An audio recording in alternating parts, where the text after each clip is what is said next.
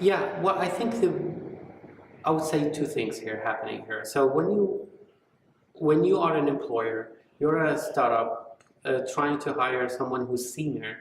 Basically we're looking for someone who is can hit the ground running. So minimal coaching and mentoring at the beginning. So they're looking for someone who can, yeah, get introduced to the system, to the culture of the company, then start kind of building things. Because startups don't have time and they always act on mission critical kind of mode. So experience in terms of technical skills, they're looking for someone who can start working and get the ball rolling as fast as they can, right?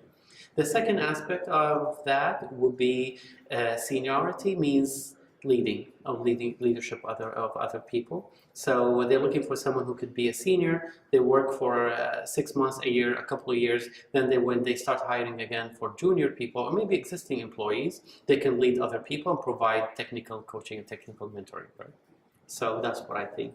And comparing to the other type of hiring, looking for someone who's junior, they're looking for someone who has the trainability, someone who is had the ability to be developed in the future, someone who is coachable, someone who's developable, if that's the word. So that's what they're looking for, not necessarily mastery of skills, but looking for someone who has the passion, has the ability to learn, and they have the drive to kind of put more efforts. So that's what I think, abilities versus skills. But that's kind of for abilities on the junior side, and skills are more on the senior side.